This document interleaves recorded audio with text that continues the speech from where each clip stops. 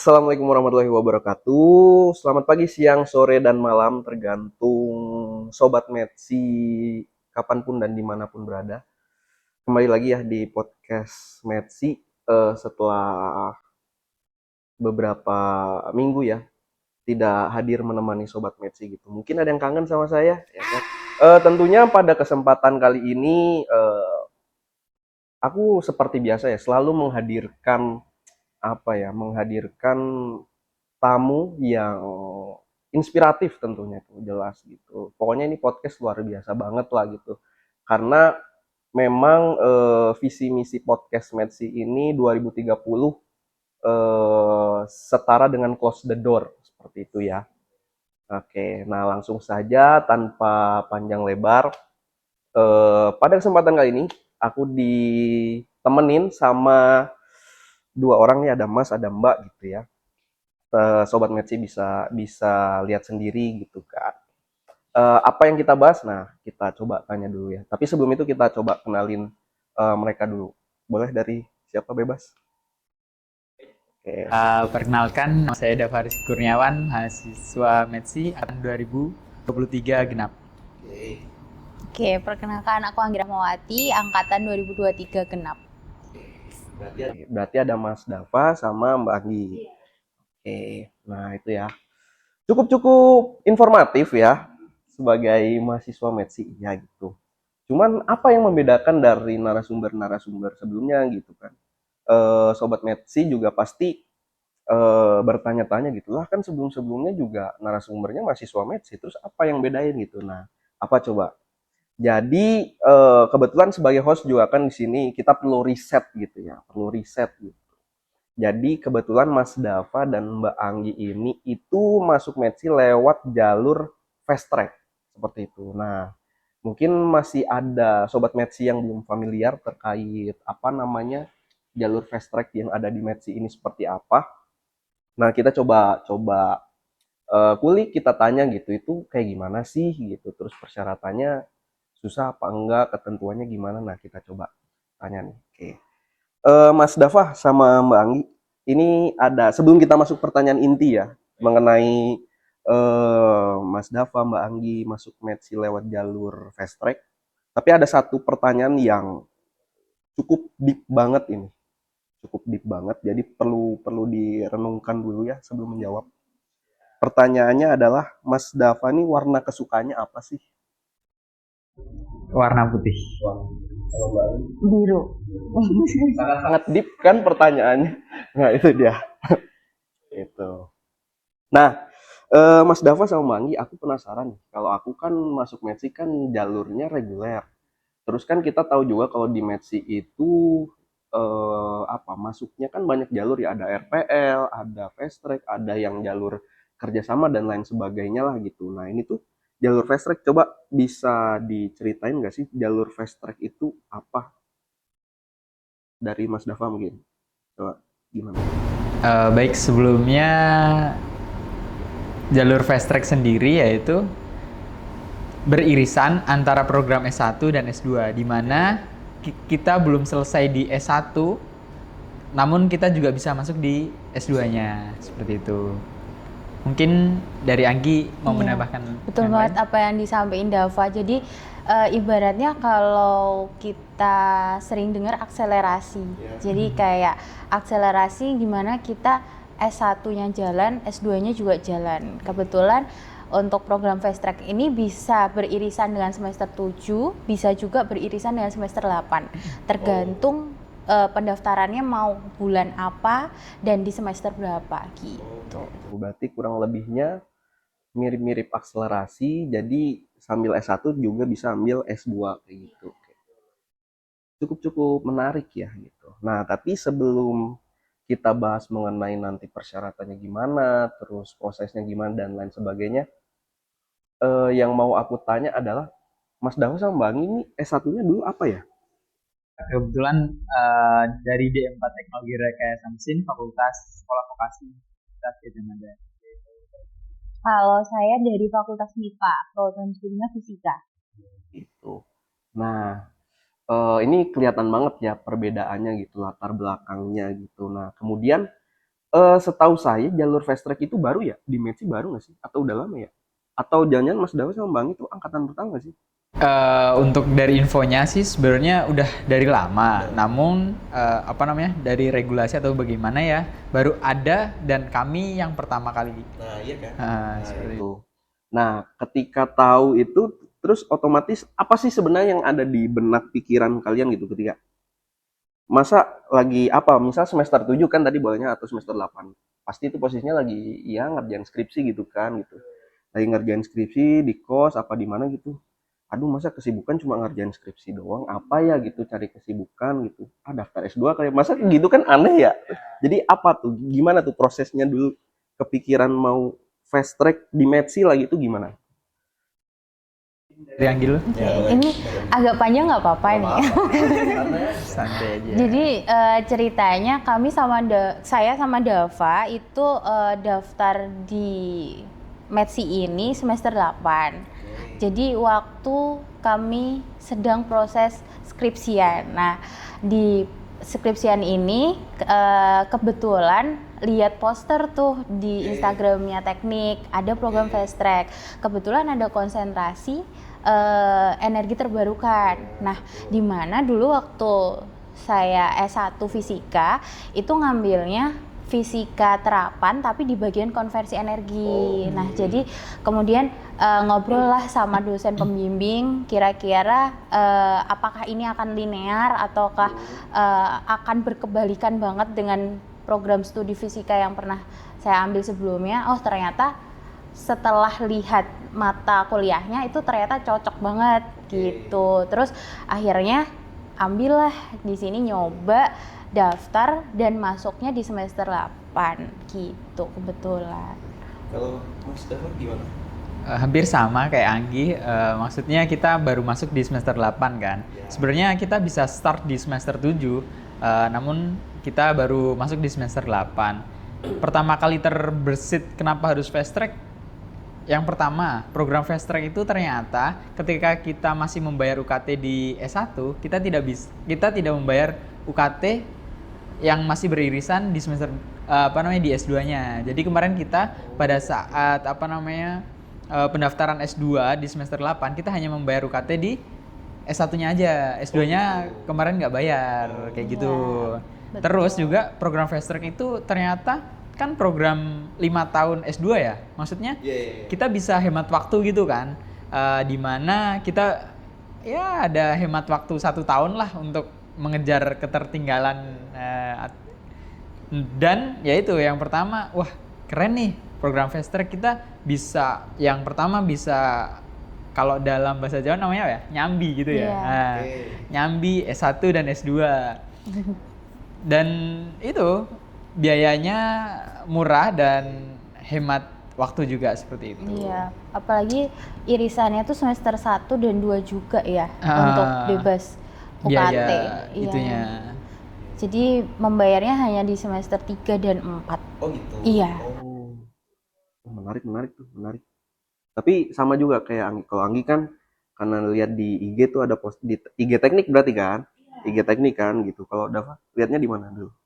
Kebetulan di sosial media sama ada dari dosen yang share seperti itu. Kebetulan saya juga di semester 7 kemarin magang program dari pemerintah MSIB itu di salah satu PT di Kalimantan itu yang terkait konversi energi.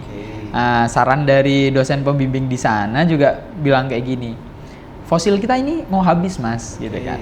Kalau kamu mau S2, sebisa mungkin yang punya ilmu terkait energi baru terbarukan lah. Nah, salah satunya saya memilih Metsi karena ada konsentrasi energi baru terbarukannya seperti itu. Cukup ini ya, cukup menarik dan apa ya? Ya selagi ada kesempatan kenapa enggak gitu kan? Gitu setelah tadi berbagai benefit yang didapat ya kalau misal jalur fast track kayak gitu. Nah, terus kan tadi itu proses apa sih yang ada di pikiran kalian gitu kan ketika S1 aja belum selesai udah ngambil S2 gitu kan kayak gitu. Tapi kan tadi udah dijelaskan gitu berbagai benefitnya gitu kan. Nah, terus proses pendaftarannya tuh gimana tuh? Kayak persyaratannya apa aja yang dibutuhin, kayak gitu, apa aja tuh? Oke, karena aku jawab dulu ya. Oke. Mungkin ketentuan karena kita mahasiswa UGM, mungkin ketentuan dan syaratnya sama ya. Yang pertama yaitu ada tes TOEFL. Oke. Nah, tes TOEFL itu dari penyelenggara manapun bisa. Dari contohnya kalau dari aku kemarin dari Bappenas. Oke, dengan minimal skor itu 450 kalau di Medsi sendiri. Nanti per fakultas juga bisa beda-beda sih. Terus ada apa namanya? TPA. TPA juga kemarin dari Bappenas. Minimal skornya 450 juga. Terus yang berikutnya ada rekomendasi dari dosen pembimbing akademik di S1-nya. Seperti itu. Selebihnya mungkin sama lah ya. Tapi ada informasi terbaru dari UGM di rektor itu, kalau misal lulusan dari UGM dengan predikat cum laude di atas 3,5 dan apa namanya tidak lebih masa studinya dari 4 tahun, bisa langsung mendaftar di S2 di UGM aja kayak gitu, tanpa ada syarat TOEFL sama syarat langsung aja syarat TOEFL sama syarat TPA-nya kayak gitu. Oke, tapi dari yang S1-nya nggak UGM bisa nggak daftar jalur fast track Medsi ini? Nggak bisa. Oke, berarti khusus untuk yang S1-nya UGM. Nah, pastikan dulu nih Sobat Medsi ini, nanti saya juga sebagai host akan meriset juga gitu kan, penontonnya podcast Medsi ini kebanyakan S1-nya dari mana gitu. Jadi tadi udah disebutin kan kalau yang mau masuk jalur fast track itu S1-nya harus UGM gitu. Kalau yang dari non UGM bisa pakai jalur yang lain kayak gitu. Nah, secara apa namanya pendaftaran, nyiapin persyaratan dan lain sebagainya, berarti Mas Dava sama Mbak Anggi nggak ada ini ya, nggak ada kendala kesulitan gitu ya?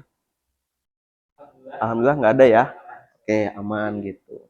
Nah, terus yang aku mau tanyain adalah apa waktu teman-teman baik Mas Dava sama Mbak Anggi itu kuliah di Medsi tuh, berarti kan itu posisinya yang S1-nya juga belum selesai kan pas awal-awal itu kan. Nah, itu caranya Mas Dava sama Mbak Anggi bagi waktu tuh gimana tuh? Atau mungkin waktu itu masih udah bebas teori juga kali ya. Jadi tinggal skripsi doang di S1-nya. Atau masih ada teori juga? Betul, memang salah satu syarat tuh bebas teori dulu. Iya, karena hanya menempuh skripsi doang. Iya, jadi hanya menempuh skripsi doang dan tidak mengambil mata kuliah teori. Nah, di sana tuh sebenarnya kalau dari saya sendiri sarannya sih time managementnya memang penting sih ya, karena betul. waktu S1 di MIPA belum selesai, di sini juga udah mulai kuliah, apalagi semester 1 di S2 itu kan padat banget ya, hampir full SKS-nya udah full banget kan Mas. Jadi mau nggak mau harus bolak-balik, pagi di sini, siang ke lab, terus sore ke sini lagi, dan begitu pula sampai 6 bulan. Mas Dava juga sama kayak gitu? Hampir sama, cuma ada tips kalau kita masuk di jalur fast track khususnya ya. Sebisa mungkin sebenarnya bisa ada SKS di S1-nya, tapi sebisa mungkin ya itu meminimalisir kita ada beban di S1-nya gitu Mas. Sebenarnya nggak apa-apa kalau misal kita katakanlah masuk di semester 7 ya kan. Semester 7 kan otomatis masih ada tanggungan SKS di itunya kan. S1-nya. Cuma kita bagaimana memanage waktunya, ya kita harus yang ekstra lagi effort gitu ya. kalau yang lain berjalan mungkin ya, kalau kita ya harus jadi culture kayak gitu ya kan. Betul. Kayak gitu. Boleh diminum kan? Oh, siap. Masa harus aku dulu? Coba minum dulu aja. Santai aja. Santai aja. Oke. Masih menarik. Nah, berarti kan Mas Dava sama Mbak Anggi ini kan itu ya, jadi S1 tapi sambil S2. Nah, yang aku penasaran adalah gambaran kalian ketika udah masuk jalur fast track di Medsi itu apa? Maksudnya gambaran kayak S2 tuh nanti bakal kayak gini. Itu terus kemudian ada adaptasi nggak di awal tuh? Kaget nggak teman-teman melihat oh ternyata S2 kayak gini ya gitu. Gimana? Kalau dari aku sendiri agak kaget ya. Maksudnya nggak terlalu kaget yang bagaimana, cuma Coba kagetnya gimana? ternyata di S2 itu kita banyak kayak belajar mandirinya, kita lebih banyak baca jurnal dan lain-lainnya. Dari dosennya juga karena apa namanya? Level pendidikannya berbeda ya, S1 dan S2.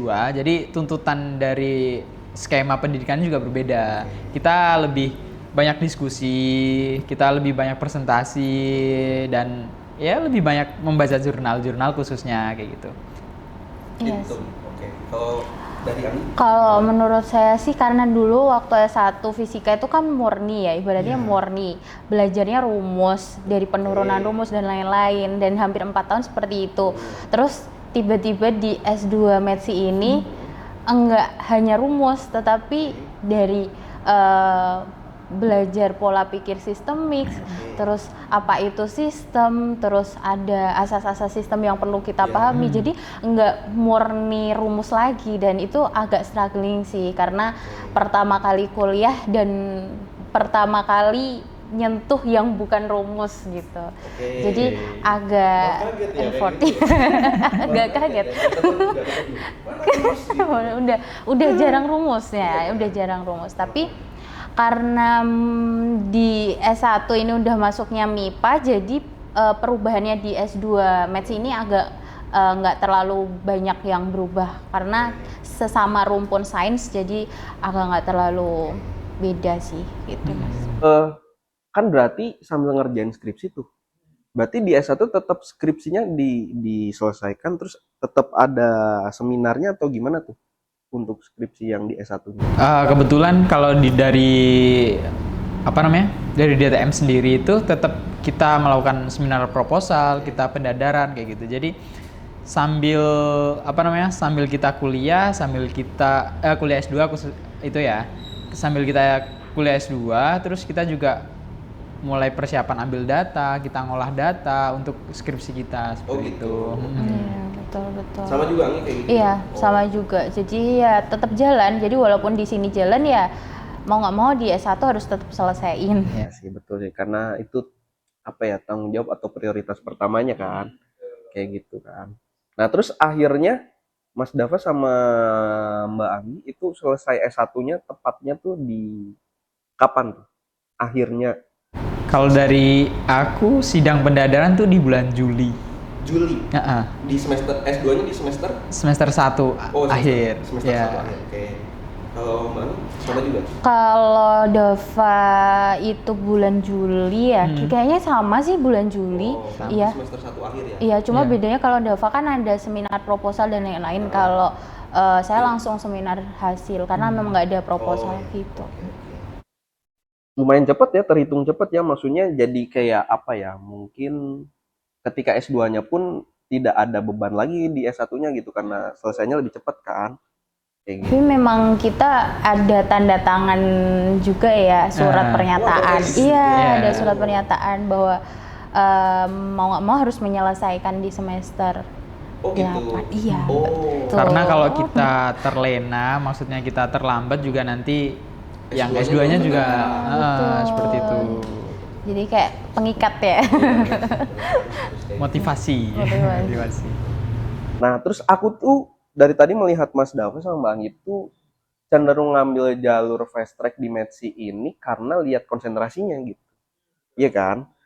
Tapi tidak coba untuk mengulik secara lebih dalam dan lebih jauh mengenai Metsi, kan teknik sistem nggak familiar banget kan gitu. Gimana tuh teman-teman ngelihat Metsi ini apa sih teknik sistem gitu? Kenapa sih teknik sistem? Yang pertama memang dari semester 7, kalau dari saya sendiri emang pengen ngambil percepatan buat S2-nya gitu. Karena kemarin sempat nyari info untuk fast track itu beberapa fakultas beberapa prodi di teknik tuh emang udah buka, tapi enggak buat mahasiswa di luar fakultas teknik gitu. Nah, kebetulan di Metsi ini membuka untuk semua fakultas di UGM gitu. Terus ambil lah, terus sempet cari dulu apa itu teknik sistem dan lain-lain. Dan ada satu konsentrasi yang klik, yaitu energi baru terbarukan. Jadi nggak sempet nyari yang lain, konsentrasi yang lain, karena udah klik di situ. Dan ngecek mata kuliahnya juga udah, oh ini yang insya Allah kalau nanti lolos bakal dijalanin gitu, udah klik banget. Itu banget sama Oke. Metsi gitu. Kalau Dava gimana? Kalau dari aku sendiri teknik sistem. Orang-orang teknik ya kan. Ya. Nah, oke. Tapi sistem konotasi pengertiannya itu agak lain, Mas. Iya.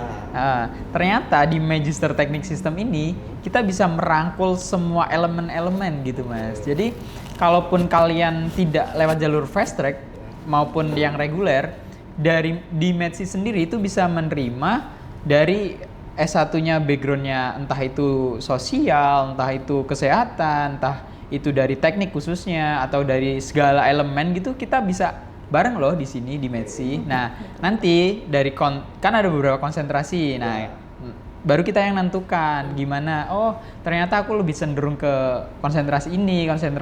Nanti juga walaupun kita orang ekonomi nih, nah, kita pengen di energi baru terbarukan. Oh, mungkin aku karena backgroundku S1-nya itu orang ekonomi, aku bisa menghitung berapa carbon capture yang di ini terkait ekonomi lah seperti itu. Nah, tidak hanya melulu di Medsi itu harus teknik, enggak kayak gitu. Terus kalau dari aku emang itunya lebih ke energi baru terbarukannya seperti seperti itu. Tapi teman-teman podcast ini bisa dari semua elemen kok di Medsi, bisa menerima. Berarti dari berbagai disiplin ilmu bisa. Nah, Iya, betul. Kadang kan aku dulu waktu awal-awal, ini cerita ya, awal-awal maba di sini gitu kan, ketika ditanya orang gitu, oh S2 Mas, di mana? UGM, apa gitu, teknik sistem. Tiba-tiba langsung stigma orang tuh kayak, oh ngoding ya Mas gitu kan, dikiranya sistem informasi gitu kan. Kita juga kayak, aduh bukan, mau ngejelasin kayak gimana gitu kan akhirnya kan. Terus akhirnya mending kamu buka ini aja deh, sosmednya aja gitu, baca gitu. Kayak gitu. Pernah merasakan hal yang sama? Iya, pernah banget. Pernah kan? Iya, kayak teknik sistem itu masuknya fakultas apa ya? Fakultas teknik. Itu departemennya apa? Ya teknik sistem. Jadi kalau teman-teman sobat Medsi yang nanti kuliah di Medsi, jangan kaget dengan pertanyaan-pertanyaan seperti itu. Memang karena jurusannya pun kayaknya cuma satu di Indonesia ya, teknik sistem ini. Ada juga di UI. Oh, ada. Iya, tapi ada. teknik sistem energi sama di ITS teknik sistem perkapalan. Oh, oke. Gitu. Ya, itu. Tapi cukup ya terhitung jarang lah. Iya, benar-benar banget bisa dihitung. Jadi ya wajar aja, jadi masih kalau orang awam nggak Awam, paham kayak gitu. Betul. Oke, nah terus aku mau tanya, berarti sekarang Mas Daus sama Bang semester 4 ya? Udah semester 4 Iya, ya? semester 4, semester akhir nih. Semester Berarti sekarang akhir. lagi ngerjain tesis nih. Betul. Oke, nah sebelum aku bahas tesisnya teman-teman, ada ini nggak sih linearitas dari penelitian skripsinya teman-teman untuk di tesisnya teman-teman sekarang? Kalau dari aku sendiri harusnya memang linear ya kan, Harusnya. untuk memudahkan kita. Idealnya berarti ya. Tapi kebetulan agak lompat aku sebenarnya. Karena sebenarnya aku backgroundnya dari mesin kan. Oke. Ada juga konversi energi nih, tapi aku kebetulan kemarin ambilnya manufaktur, konsentrasi di S1-nya gitu. Sangat-sangat loncat. Kalau anu, Kalau yang di sini sama dulu waktu S1 tetap linear sih ke konversi energi. oke, berarti Gitu. istilahnya cuma melanjutkan apa yang udah kamu teliti di skripsimu gitu. Em, Tetap loncat juga. tetap loncat, beda topik tapi masih dalam lingkup energi. Oh, Gitu. oke. Masih ada lah. Iya. Tipis-tipis. Tipis-tipis. Nah, terus selama berarti udah ya terbilang 2 tahun kan? 2 tahun gitu. Pelajaran-pelajaran di Medsi menurut kalian gimana sih? Maksudnya ada yang menunjang teman-teman untuk pada akhirnya sekarang ngerjain tesis atau gimana gitu?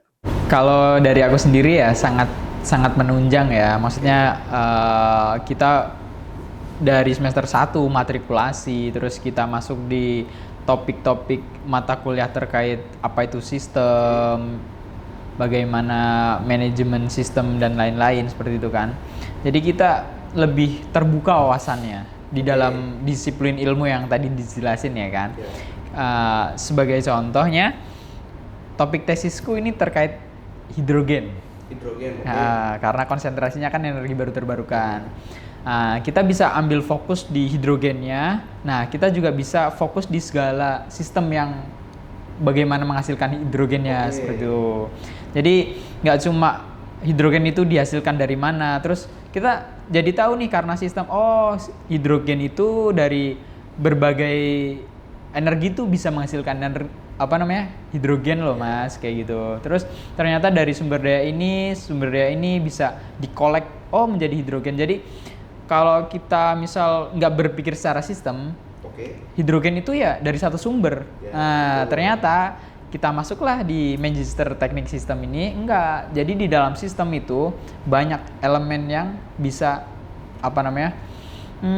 dikatakan untuk memunculkan satu faktor itu ternyata nggak cuma dari satu faktor juga, dari berbagai faktor juga kayak gitu. Jadi istilahnya apa ya? Kita dalam memandang sebuah hidrogen gitu, untuk dijadikan sebuah penelitian tuh ketika di breakdown ternyata masih banyak tuh yang bisa diteliti gitu kan, bisa banyak yang dieksplor lah kayak gitu kan, kayak gitu. Kalau Anggi? Dulu waktu daftar pertama kali S2 ini kan sama teman-teman tuh pasti mikirnya kayak ntar bisa nggak ya tesis topiknya apa gitu kan, pasti pertama kali mana waktu semester 1 kan udah ditanyain mau topiknya apa ya kan, pasti udah ditanyain gitu. Tapi ternyata dengan mata kuliah yang ada di METSI, mata kuliah wajib, mata kuliah peminatan, kita tuh jadi makin terbuka wawasannya gitu loh. Kayak ternyata kita klik di sini nih, kita klik di sini. Jadi dari semester 1 yang masih bimbang mau kemana, masuklah semester 2, masuklah ke semester 3. Ternyata ada beberapa mata kuliah pilihan yang menjadikan kita kayak ini ternyata cocok nih buat penelitian. Jadi kayak gak usah takut gitulah, gak usah takut daftar di METSI karena topik tesis tuh akan sejalan dengan apa yang kita udah dapetin gitu di kampus. Betul. Gitu sih kalau dari aku rasain. Karena di sisi lain salah satu faktornya mungkin adalah dosen-dosen METSI ini kan juga dari macam-macam ya, beragam gitu kan. Nah, akhirnya dengan latar belakang dosennya itu mereka juga secara tidak langsung mengupdate isu-isu yang sedang berkembang tentang konsentrasi concernnya mereka gitu kan. Akhirnya di kitanya pun sebagai mahasiswa punya insight tuh banyak gitu kan, kayak gitu. Jadi akhirnya terbuka tuh kita kalau mau ngambil topik tesis apa kayak gitu. Karena juga dari dosen tuh juga terbuka banget buat misal ada proyek, ada penelitian, atau ada penelitian yang terdahulu yang belum dilanjutkan. Kemudian kita diminta untuk melanjutkan, itu sangat banyak sekali sih di UGM, terutama di METSI. Jadi nggak melulu harus teknik sipil, teknik mesin, teknik industri, tapi semua ragam teknik ada di sini. Gitu. Itu. Jadi menariknya di sini itu apa ya?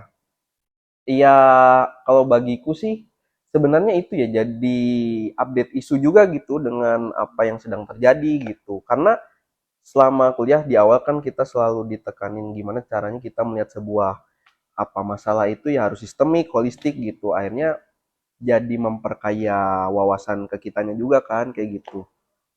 Itu. Nah, gimana Sobat METSI? Makin tertarik gak nih masuk METSI gitu? Harusnya sih tertarik ya gitu. Udah pembahasannya menarik ya kan, tamunya juga luar biasa gitu, hostnya juga apalagi gitu kan, kurang apa gitu. Jadi tunggu apa lagi gitu Sobat METSI gitu kan, buat daftar di METSI gitu. Nah khususnya nih spesifik buat yang S1-nya di UGM nih, itu bisa ambil jalur fast track gitu, karena kalau ada kesempatan kenapa enggak gitu. Dan juga tadi benefitnya udah dijelasin juga sama Mas Dava sama Mbak Agi gitu. Nah, mungkin udah menuju akhir nih ya. Kita udah ngobrol diskusi panjang lebar gitu kan. Berarti Mas Dava sama Mas Anggi ini konsentrasinya energi baru terbarukan gitu kan. Ya gitu. Kebetulan aku juga energi baru terbarukan gitu. Nah cuman sebelum kita akhiri diskusi kita, yang mau aku tanyain adalah, ini cukup ngetes nih, cukup ngetes tapi nggak apa-apa, santai aja gitu, santai aja. Jadi itu beberapa bulan lalu ya, Mas Dava sama Mbak Anggi kalau ngikutin gitu ya, Kementerian Energi Sumber Daya Mineral tuh habis ngeluarin RUPTL baru tuh, betul kan? Nah, tanggapannya gimana? Kalau dari aku mungkin RUPTL baru nih, yang terkait kita mau bikin pembangkit listrik tenaga nuklir. Ya. Salah satunya ya, oke. Oke, dari segi sumber daya alamnya, sebenarnya Indonesia sudah dari dulu banget kita udah punya nuklir Mas sebenarnya. Cuma bagaimana mungkin dari kebijakan pemerintah baru, di tahun ini nih baru siap dengan entah itu dari teknologinya, entah itu dari sumber daya manusianya untuk mengelola nuklir tersebut kayak gitu kan. Jadi Finansialnya juga mungkin. Finansialnya juga kita kan selalu menarik investor-investor ya kan terkait. Jadi dengan adanya RUPTL baru mungkin ada gebrakan berbagai energi sebenarnya yang bisa menggantikan energi fosil ya kan.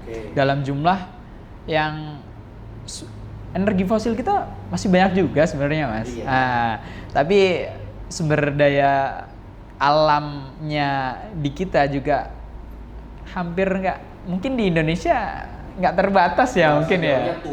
Turah-turah betul. Jadi kalau nggak dimanfaatkan, bahasa Jawanya eman-eman. Eman-eman betul. Terus kenapa beralih ke energi baru terbarukan? Mungkin biar yang fosil tetap ada, tapi energi yang baru juga tetap bisa gitu kan, lebih sehat, lebih ramah lingkungan gitu kan. Nggak melulu terkait kita net zero emisi gitu kan. Boleh kayak gitu, tapi yang lebih menurutku sendiri, kita lebih berbudaya sehat, hidup sehat seperti itu dengan adanya energi baru terbarukan. Gitu. Berarti kalau aku simpulin dari istilahnya tanggapannya Mas Dava, lebih melihat optimisme diversifikasi energinya itu sendiri kan gitu. Jadi semakin optimis kita kayak gitu. Kalau dari Anggi gimana? Dari RUPTL yang kemarin habis terbit ini, jadi semakin terbuka sih bahwa ternyata makin kesini tuh akan banyak retirement dari PLTU yang akan dilaksanakan oleh pemerintah. Nah, dari sini kan gesernya ke EBT ya pasti. Gesernya ke EBT. Nah, cocok banget nih buat teman-teman yang mau memperdalam EBT dan mau join beberapa project yang ada di METS itu cocok banget buat di sini karena kita bisa mempelajari itu lebih dalam, nggak hanya melulu soal duduk kuliah aja, tapi di lapangan pun juga kita bisa terjun karena di METS itu nggak melulu soal kita belajar dari paper, kita belajar dari artikel, tapi kita juga belajar dari lapangan juga gitu sih. Dan menurutku pas banget buat teman-teman yang suka ke transisi energi, belajar tentang transisi energi. Apalagi transisi energi ini kan nggak hanya dalam sektor EBT, bisa juga nanti dalam sektor industri atau dalam sektor AI atau dan sebagainya. Jadi luas lah. Ya. Iya, betul. Nah itu tadi ya. Sebenarnya kenapa pada akhirnya aku tanyain tanggapan mengenai RUPTL itu sebenarnya untuk menunjukkan ke teman-teman yang nonton nih, khususnya podcast, bahwasanya kita sebagai mahasiswa tuh juga melek isu juga gitu, mengikuti apa yang sedang berkembang kayak gitu. Jadi itulah kerennya Metsi itu kayak gitu. Nah, terakhir nih Mas Dava sama Mbak Anggi, pesan-pesan buat sobat Metsi nih. Khususnya mungkin buat yang mau ini ya, masuk lewat jalur fast track ya. Nah, kalau dari aku sendiri program fast track memang program yang cepat ya kan. 5 fast track ya, jalur cepat gitu kan. Cepat. Kita mungkin perlu disiapkan dulu karena kita akan berbeda dari yang reguler maupun dari segi lain gitu ya. Jadi mungkin ketika dengan kecepatan itu jangan pernah ada rasa takut untuk dengan kecepatan itu, tapi bagaimana kita bisa beradaptasi dengan kecepatan itu. Mungkin menantang S1 S2 nih, dan dalam waktu yang berbarengan kayak gitu kan. Tapi kalau dihadapi dengan bismillah, semua akan beres semua ya. Betul, keren banget. Kalau dari Anggi? Nyambung sama yang dikatakan Dava tadi, menurut saya sih yang pertama tuh niat. Karena dari pendaftaran fast track itu dokumennya banyak banget. Dokumennya banyak banget, berkas-berkasnya banyak banget, dan mungkin bersamaan dengan skripsi. Bersamaan dengan skripsi, jadi itu yang jadi ujian pertama kali sih. Itu harus niat. Terus yang kedua, pahami dulu dari konsentrasi yang ada di Metsi ini mau apa sih yang diambil. Mau ambil konsentrasi apa, silahkan dicek dulu gitu. Terus dicek juga di UGM yang pendaftaran di magister gitu. Dicek dulu kira-kira masuk nggak sih untuk konsentrasi yang aku mau ambil gitu. Itu sih yang penting, niat. Terus nanti kalau udah daftar dan lolos gitu, karena di pendaftaran fast track ini ada wawancara juga ya Dava ya? Iya, ada wawancara. Iya. Hanya untuk meyakinkan aja sih. Betul, hanya meyakinkan bahwa kita yakin nggak nih daftar di sini, ada pandangan nggak. Jadi saat semester 1 memang sudah ditanyakan apa pandangan ke depannya daftar di sini. Jadi nggak ngambang gitu aja gitu. Jadi itu sih yang penting niat, terus ikutin alur aja. Yang penting berpegang teguh apa yang udah dicita-citakan dari awal gitu. Itu sih tips ya. Jadi kalau aku nyimpulin Mas Dava sama Mbak Anggi ini lebih ke niat dan adaptasi, dan adaptasinya juga nggak cuma sekedar adaptasi gitu, harus ada effort yang lebih juga gitu. Itu ya, Sobat Metsi, khususnya buat yang sedang menempuh S1 di UGM mau masuk Metsi lewat jalur fast track. Nah, nanti Sobat Metsi bisa lihat di sosial media, semua sosial medianya Metsi. Di situ semua ada gitu. Dan teman-teman juga bisa langsung tanya ke Mas Dawa sama Mbak Anggi itu. Kalau misal mau tanya-tanya lewat jalur fast track kayak gimana sih, terus mau tanya apapun lah gitu kan. Gitu ya. Jadi pesannya adalah tetap semangat ya kan, buat teman-teman yang mungkin masih S1 gitu kan, tetap semangat. Kalau mau S2 yaitu tadi harus kuatin niat, terus mental juga, dan ya siap-siap teman-teman harus adaptasi gitu. Mungkin sekian ya pertemuan pada hari ini gitu ya. Kita bakal kembali lagi dengan bintang tamu yang luar biasa pastinya. Mau tahu bintang tamu selanjutnya siapa? Bintang tamunya aku spill aja deh sekarang. Bintang tamunya diri aku sendiri. Nggak mungkin lah. Nggak mungkin. Masa nge-host terus aku pindah ke situ, kan nggak mungkin juga gitu. Ya tunggu aja lah pokoknya nanti siapa bintang tamunya gitu. Cukup sekian. Terima kasih banget ini Mas Dava, Mbak Anggi udah berkenan hadir di podcast Metsi Meramaikan gitu kan. Sehat selalu, sukses selalu, semoga jaya di darat, di udara, dan di laut. Oke, mungkin itu aja Sobat Metsi, sampai ketemu di lain kesempatan. Terima kasih.